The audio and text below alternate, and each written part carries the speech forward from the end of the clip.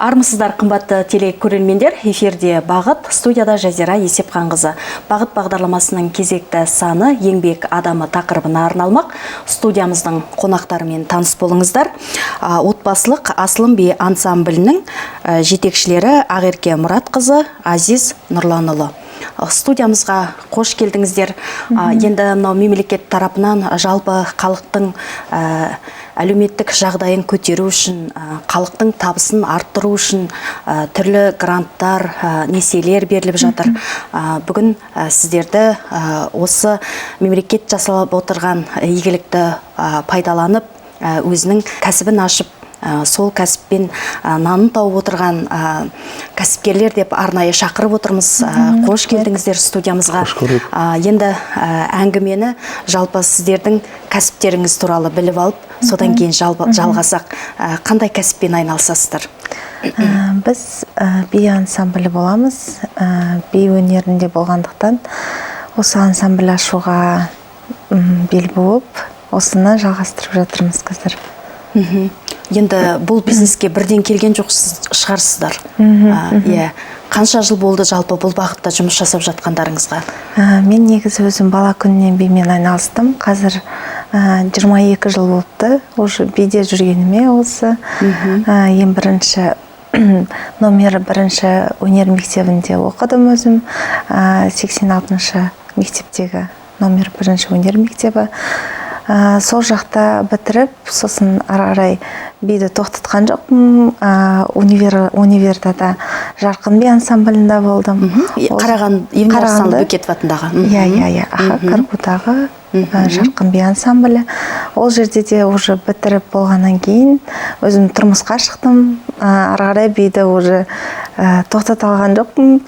Сонымен отбасылық бизнес етіп ашып, соны жалғастырып келе жатырмыз. Бәрекелді. Яғни сіздің хоббиіңіз емес, қазір кәсібіңізге айналды ғой? Кәсібім болды, өзімнің сүйіктісім. Бәрекелді. Енді жалпы бұл сіздер қазір грант алып жұмыс істеп отырсыздар, бұл грантты қай жыл алдыңыздар? Жалпы сіздердің ансамбльдеріңіз қай жылдан бастап жұмыс істеп келе жатыр? Ансамбліміздің ашылғаны 2017 жылы ашылды. 6 жыл болды ансамбльдің ашылғанына.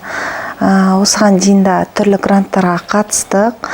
3 жылдың көлемінде осы жылы біздің жолымыз болып, наурыз айында грантқа ие болдық. Яғни бірден сіздер грантты алған жоқсыздар, 3 жыл бойы үміттеріңізді үзбей қатысып келіп, 4-ші жыл өттіңіздер. Осы жылы наурыз айында біздің жолымыз болып, көп балалы отбасы ретінде грантқа ие болдық. Бәрекелді, көп балалы отбасы ретінде. Енді отағасынан сұрайықшы, осы грантты ұту барысында қандай да бір қиындықтар болды ма? Құжат дайындау мәселесінде, бизнес план жасау тұрғысында?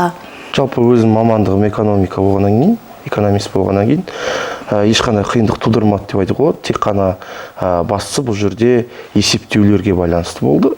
Бірінші тапсырған кезде есептеулер дұрыс болмады. Екіншісінде рәсімдеуі дұрыс болмады. Сәйкесінше кейіннен оның барлығын жойып, ретке келтіру арқылы біз идеалды тұрғыда бір бизнес планды ұсындық. Соның арқасында мемлекеттің тарапынан осындай грант ұтып алған болатынбыз. Яғни бизнес жоспар жасаудан бірнеше жыл менде тәжірибемде бар. Сол себепті соның арқасында біз жазу арқасында екеуміз ақылдаса отырып, не қосамыз, нені алып тастау керек дегендей ақылдаса отырып, белгілі бір шешімдерге келдік. Жалпы енді бұл грантты берген кезде комиссия мүшелерінен сол бизнестің бір ерекшелігіне назар аударады. Ол бір ерекше болу керек.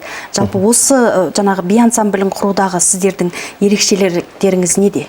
Бірінші кезекте енді біз коммерциялық негізгі ұйым ретінде құйылғаннан кейін, ИП арқылы, жеке кәсіпкер арқылы жұмыс істегеннен кейін, ол пайда табу әрине бұл бір бөлек. Екінші негізгі мақсат ретінде біз қойғанымыз ол қазақтың ұлттық дәстүрлерін дәріптеу. Онымен қатар қазіргі уақытта байқап жүрік, кейбір жаңағындай YouTube желісінен де көруге болады.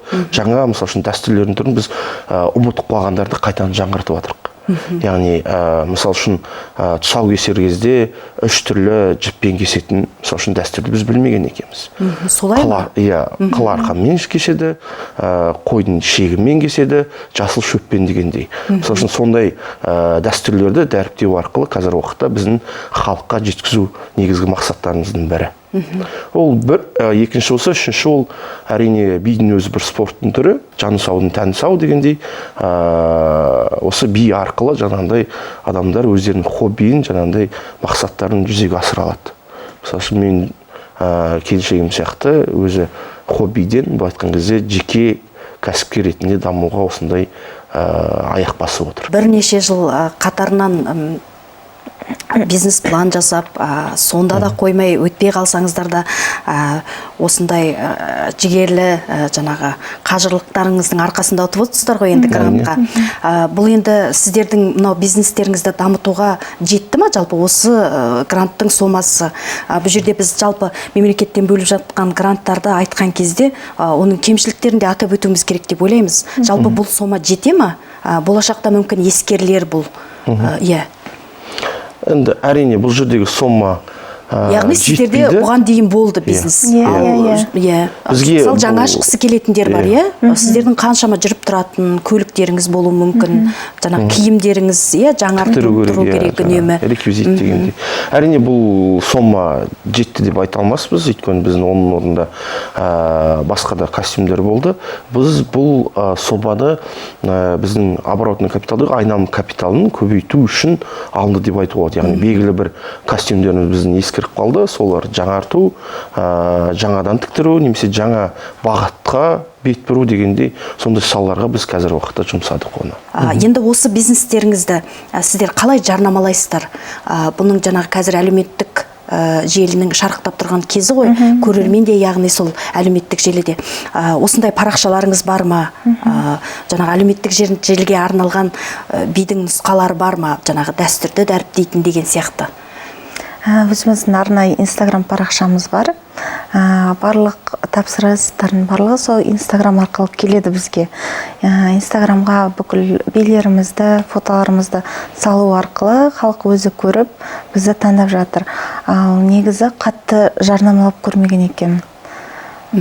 Тек қана парақшаларыңыз бар? Иә, сол парақша арқылы және де өзіміздің бірнеше жылдық тұрақты клиенттеріміз бар. Соларды бізді ойланбастан той болатын болса алдын ала хабарласып, бізге айтып қойып, уже нақты сенімді болады.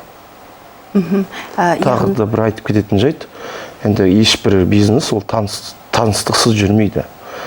Сол себепті мысал үшін осыған дейінгі жинаған тәжірибенің негізінде көптеген асабаларды, көптеген басқа да өнер адамдарын танимыз, солар арқылы да жаңағындай тапсырыстар түсіп жатады. Яғни бірінші кезекте ол той иесінен бір бөлек асабалардан түсіп жататын сондай тапсырыстар болады. Одан бөлек тұрақты жиі барып тұрғаннан кейін ресторандардан, мейрамханалардан да түсіп жатады. Сол себепті яғни тек қана бір бағытта ғана істемейміз, әрине әрбір мысал үшін осы салада жұмыс істейтін адамдармен тікелей тығыз қарым-қатынаста боламыз. Соның арқасында бізде қазіргі уақытта тапсырыстарымыз жылдан жылға көбеюде. Яғни табысты арттырудың бірі бұл коммуникация дейсіз ғой. Коммуникация. Сол тойға келген халықтың өзінің ортасынан сұраныс болу екен. Яғни сапа болса сұраныс бар дейсіздер ғой. Енді жалпы өздеріңіздің жаңағы ансамбльдеріңізде қандай билер бар, атаулармен, олардың жаңағы билеу техникаларымен бөлісіп кетсеңіздер. Қазақша би түрі, ең бірінші. Қазақша бидің бірнеше түрлері бар. Мөлдір бұлақ, біздің өзіміздің сылқылдақ биіміз, және де нәзік қазақша билеріміз бар. Уйгурский, цыганский, испанский, восточный, современный, және де қонақтармен интерактив билер. Осындай билер бар дейсіздер ғой. Жалпы халық тарапынан қандай билерге қазір сұраныстарды аңғарасыздар тойға барған кезде? Халық тарапынан ең бірінші қазақ биі міндетті түрде. Қазақ биі, одан кейін өздерінің таңдауларына байланысты көбіне үнді биін таңдап жатады. Қонақтармен бірге би қазір өте қызықты, қазіргі уақытта өте сұранысқа ие, және де восточный би көбіне. шығыс биі. Азиз Нұрланұлы айтып кетті ғой, біздің ерекшелігіміз сол, мынау бимен қатар біз ұлттық дәстүрді дәріптейміз деп, дәстүрлерді бірге насихаттайтын қойылымдық билеріңіз бар ма? Әрине олардың барлығы бар бізде. Құда қарсы алу деген бар, арнайы рәсім. Бізде жүргізушілер бар, биден бөлек, мысалы үшін биші қыздардан бөлек жүргізуші қыздарды да біз таңдаймыз. Яғни ол бірінші кезекте шешендік өнерге бейім болу керек. Сондай қыздар таңдау, олар жалпы сол рәсімді жүргізеді. Құданы қарсы алады, арқан керу, шашу дегендей. Одан кейін беташар бар бізде. Әрине өздеріңіз білеміз, беташардың қазір уақыттағы түрі, мысалы үшін вуальдың астында алып шығады келінді.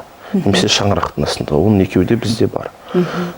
Тұсаукесер, сүндет той, соған арналған арнайы өзіміздің тақ дейміз ғой, трон. Сонда жасаған болатын үстін. Сол арқылы, мысалы үшін, бүлдіршіндерді алып шығамыз ортаға. Одан бөлек мерейтой иелері болады. Мерейтой иелеріне арнайы жеке заказ бойынша арнайы қойылымдар қоямыз. Қойылымдар әрине бірінші кезекте біздің жүргізушілерге ыңғайлы болу керек. Яғни айта алатындай болады. Яғни ол халықпен байланысты орнату болады. Яғни, мысалы үшін, 60 жас мерейтой деген кезде 60 жасқа байланысты барлық, мысалы үшін, тематикаларды біз қозғауға тырысамыз. Бүгін сіздерге жаңағы телеарнада осындай мүмкіндік деп ойлаймын. Бизнестеріңіз туралы кеңірек айтып алыңыздар. Енді өздеріңізді тәрбиелеген ата-аналарыңыз туралы айтып өтсеңіздер.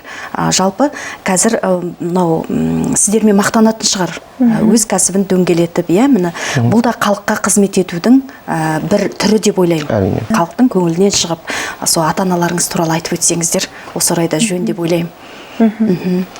Мен ата-анам, анам өмір бойы мұғалім болған мектепте. Қазір уақытта өзімде мұғаліммін. Қастынудағы Қарағанды университетінде аға оқытушы болып қызмет атқарамын. Біздің жанұяда мұғалімдер династиясы деп айтуға болады. Ал әкем қазір уақытта үй жұмысында өзімізде ауылда картоп өсіреді, мал өсіреді. Бұл айтқан кезде аграрийға бөлі жақын. Ол кісі жаңағыдай, бұл айтқан кезде көкөністер мен жеміс жидектерді біз сатып алмаймыз. Ол кісілердің яғни бізге жіберіп отыратын осындай қап-қап көкөністерін өздерінің немерелеріне арнап атады. Әрине ол бірінші кезекте әкемнің маңдай тері 30 сотық жерге картопты өз қолмен егеміз, оны өзі күтіп бағап, соның жемісін айтқан кезде мен сатуға көмектесемін. Бәрекелді. Енді осы орайда тағы бір сұрақ қойғым келіп отыр, Азиз Нұрланұлы. Атасы мен әжесі бар балалар қандай, немерелер бақытты, екеуі де бар. Осы еңбекке баулу жағынан балаларыңыз жазғы демалысында бара ма, қандай қолқабыс тигізеді? Міндетті түрде біз барып тұрамыз. Мен апта бұл енді сайын бала ауылға барып тәрбиесінде үлкен тұрамын. рөл, әрине. Апта сайын ауылға барып тұруға тырысамын. Үлкен қызыммен, үлкен ұлымды өзімен бірге алып жүремін. Міндетті түрде олар картоп салуға да қатысты, картоп алуға да қатысты. Жастары нешеде жастары? 6-да және 4,5-да. Үлкен қызымыз 6,5-да. Жастары? Иә. 4,5-дағы ұлым бар, 2,5-дағы ұлымыз бар, және де бірден асқан, енді ғана бірден асқан қызымыз бар. Яғни 2 кіші бала әйелімен қалады, өйткені бизнес бар дегендей, қалада тойларды жаңағындай оларға қызмет ету керек, ал сенбі, жексенбіде мен ауылға барып, әке-шешеме қолғабыс білдіремін. Ақерке Мұратбекқызы, өзіңіздің ата-анаңыз туралы айтып өтсеңіз. Мен анам үйде, үй шаруасында, ал әкем жеке кәсіпкер, өзінің магазині бар, сонымен айналысады. Жалпы бала күніңіздегі қандай естеліктеріңізбен бөлісе алар едіңіз? Ол кісілердің еркелеткені, еңбекке баулуы, бұлай жеке адамның өзінің тұлға ретінде осындай бір істің басында жүруінде үлкен тәрбие бар деп ойлаймын мен мысалы. Мен әжемнің қолында өстім, ата әжемнің қызы боламын. Ең бірінші мен әжем өзі... Әке шешемді аса мойындай қоймаймын деген әңгіме. Ең бірінші осы биге әжемнің өзі жетектеп алып барған болатын. Сол кісінің арқасында биді сүйіп, менің ең сүйікті ісім болды қазіргі уақытта. Әжем саудамен айналысты. Өзі киіммен бұрын қайда барса да мен алып жүретін өзімен. Көйлегінің ұшын ұстатып қояды маған. 3 жасымнан бастап әженің қасынан қалған емеспін. Қайда барса да мен алып барып тұрмысқа шыққанға дейін өзі маған қолдау көрсетіп, барлық жағынан маған үлгі болды. Үлкен алғысымды айтамын қазір. Әжеңіз бар ғой? ғой? Сол кісінің арқасында барлығы. Тамаша. Жар таңдауда менде әжем есіме түсіп отыр. Менде әжемнің қызы болған. Жар таңдауда жалпы Азиз Нұрланұлының жолы болған екен. Әже мен атаның тәрбиесін алған жар таңдап. Жалпы кәсіпкер болу үшін қандай дағды, мінездер, әдеттер болу керек деп ойлайсыздар? Яғни кәсіпке дейін сіздердің мынау өмір салттарыңыз қандай болып еді? Кәсіп бастағаннан кейін қандай болды? Кәсіпкер болу үшін ең бірінші сабырлық керек. Әрқашан сабырлық, өйткені клиент всегда прав деген ұстаным бар ғой өзі. Қандай болса да олардың көңілінен шығып, соларға барынша ұнауға тырысу керек. Ең бірінші осы мен ойымша. Одан кейін сен жалғастырсаң. Әрине, бірінші кезекте ол төзімділік, табандылық деп айтайын. Өйткені жаңағы айтып өттік қой алдында, бірнеше рет қатыстық. Бірнеше рет қатысудың арқасында осы 4-ші рет па 5-ші рет қатысқан кезде жолымыз болды. Әлемге әйгілі кәсіпкерлер ретінде мысалы үшін Сандерс дейміз, бәріміз біліп жүретін KFC-дің негізін қалаушы кезінде 18 банкке барып отказ алған көрінеді. Жаңағы өзінің бизнесін дамыту үшін. Сол кезде ол тоқтап келген кезде KFC деген мысалы үшін өнімді біз көрмейтін едік. 19-шы банкке барып ұсыныс жасаған кезде сол банк ол кісінің бизнесін қаржыландыратын болып шешеді. Содан бастап бізде қазіргі уақытта мысалы үшін KFC әлемдегі екінші желі деп айтуға болады фастфудтардың. Иә, дұрыс айтасыз. Сол сияқты бізде де ең бірінші бұны ашқан кезде ешбір қатты ойда жаңағыдай екеуміз қыз-жігіт болып жүрген кезде де ой болды, бірақ нақты тірелгені ол бірінші кезекте отбасылықты өмірді бастағаннан кейін әрине бұрын мысалы үшін мен өзім жалғыз үшін өзім өмір сүрсем, одан кейін уже әйелім бар, балам бар болғаннан кейін, яғни қаржы көзін арттыру керек болды. Сол арттыру мақсатында бір күні ойға идея келіп, өзім машинамен келе жатып әйеліме шай қой, бүгін сөйлесетін әңгіме бар деймін. Шын айтайын, енді біреуге өтірік болуы мүмкін, біреуге шын болуы мүмкін. Осы бизнесті бастаған кезде 200 мың теңге қарызға алатын болдым мен. Қарызға алып, сол 200 мың. Тәуекел болу керек. Тәуекел, әрине. Тәуекел түбі жел қайық, өтесіне кетесін дейді ғой. Яғни қазір уақытта біздің енді костюмдардың құнын бәрін есептейтін болсақ, кем дегенде 10 миллионға жетіп тұр. Сол 200 мың теңгемен бастаған бизнесіміз қазір уақытта айтқан кезде капиталы жоғарылаған бір бизнестердің біріне айналып отыр. Яғни бірінші кезекте еңбек керек, ойлану керек, идея, ұтқырлық болу керек. Соның арқасында белгілі бір дәрежелерге жетуге болады. Өзім жаңағыдай үйленгенге дейін де мұғалімдікпен айналыстым, оқытушылықпен университетте, экономикалық мамандық болғаннан кейін, егер де сіз оны тәжірибеде көрсете алмасаңыз, сіз несіне жаңағыдай ондай оқытушы боласыз дегендей ой болды да, 2014 жылдары даму кәсіпкерлік қолдау қорының бизнес тренері болып жұмысқа тұрған болатын. Небәрі 24 жастамын сол кезде. Осы Қарағанды облысының барлық аудандарын аралап, халыққа бизнес ашудың жолын, бизнес жоспар жасаудың түрлерін жаңағыдай айтып өткен болатын. Сол жылдардан бастап өзім нақты белгілі бір іске келуге бел будым. Қазіргі уақытта мысалы үшін шыны керек нақты белгілі бір бизнесім болмаса да, ол үйреніп қалған нәрсе ғой. Әке-шешем кезінде өз кеңес дәуірі құлағаннан коммерциямен айналысқан болатын. Коммерсант деген ұғымдар пайда болған кезде, сол 97 жылдары әке-шешем өздері сол бизнеспен айналыса бастады. Одан кейін сол кісілерден көргеннен кейін мен де сол бір кәсіптердің бір түрімен әлі күнге дейін айналысамын. Мысалы үшін алып сатумен айналысамын. Яғни ол бөлек, мысалы үшін ансамбльден бөлек. Мынау кәсіп бастаймын деген адамдарға қандай ақыл кеңес берер едіңіздер? Адам ең бастысы әрқашан өз сүйіктісімен айналысу керек. Міне, ең басты мәселе дейсіз ғой. Бастысы осы болу керек. Сүйікті, яғни сонда нәтиже шығады. Өзінің сүйіктісімен айналысып, соны ары қарай дамыту мақсатында өзінің кәсібін, өзінің нақты бір жұмысын табады. Мысалы, мен өзім бала күнінен бимен айналыстым. Осы саланы ары қарай жалғастырып жатырмын қазіргі уақытта. Ал қазір қарайтын болсақ, ансамбльдер өте көп. Бір-екі тойға шығып, уже ансамбль ашып жатқандар да бар. Оларға да тәжірибе жинап, өзі нақты біліп, ары қарай дамыта алады ма, соны алып кете алады ма, соған байланысты ойланып, жүз толғанып ашқан дұрыс деп ойлаймын. Сонда ғана кәсіп алға басады. Яғни бірден табыс емес, яғни өзінің саласын жетік білу керек дейсіз ғой. Жетік біліп, соны дамытып, ары қарай сонда ғана нәтиже болады. Бәрекелді. Енді жаңа мынау атақты кәсіпкерлердің өмірінен мысал келтіріп отырсыз ғой. Жалпы осы енді сіздердің табыстарыңызды жаңағы әртүрлі салада айналысады екенсіздер.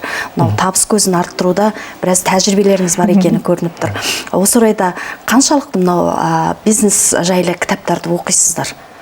Қандай бөлісер едіңіздер, қандай кітаптарды оқуға біздің көрермендермен?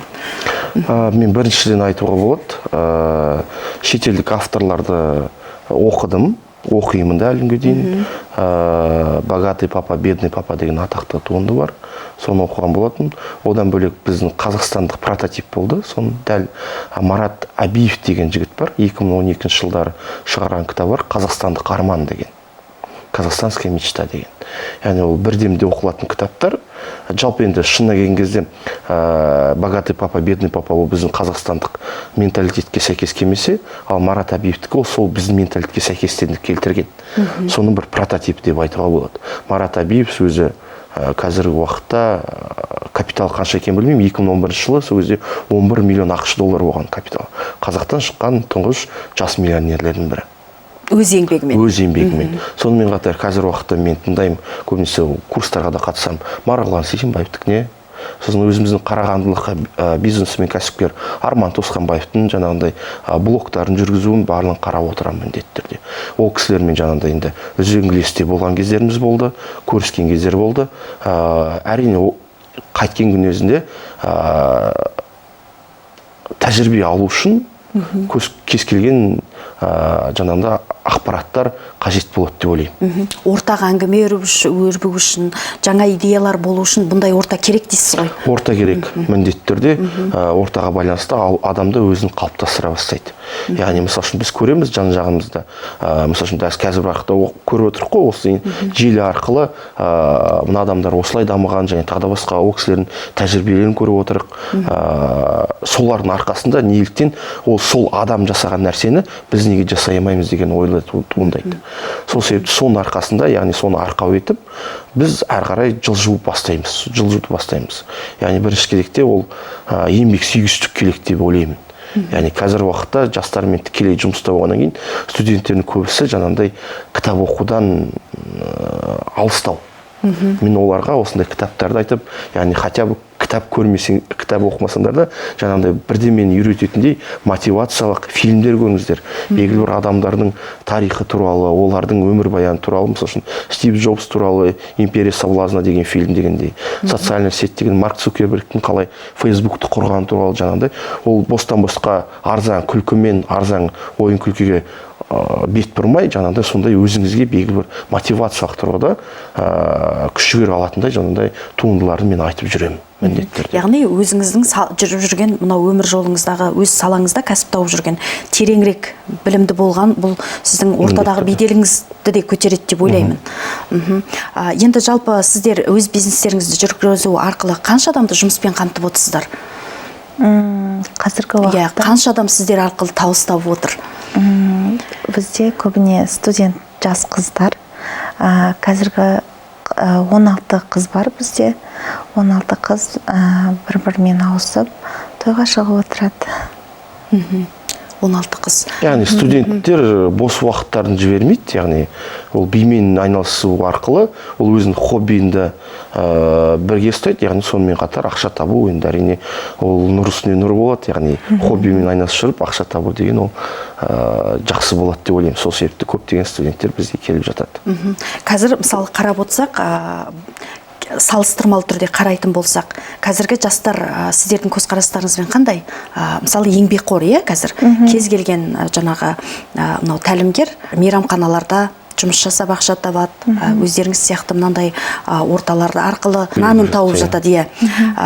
Жалпы жастар туралы пікірлеріңіз қандай қазіргі? қазір жастарға Енді сіздер де қартайып тұрған жоқсыздар. мүмкіндіктер өте көп қазір. Түрлі курстар бар.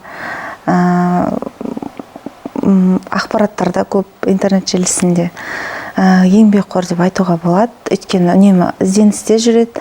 Өздерін әрқашан айтып отырамын, сүйікті істеріңді табыңдар деп.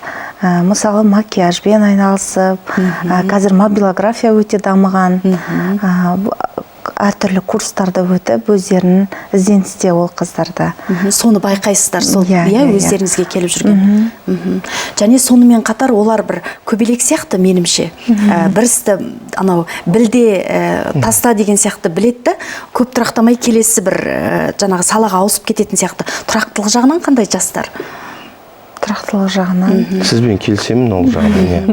Олар нақты өздерінің қазіргі уақытта жас кезінде ақпарат көп қой, көрдіңіздер ме? Мына жақтан да көреді ақпаратты іздейді, мына жақтан да қарайды. Иә, мына бизнестен қарағанда ана бизнестен көп табамын деп.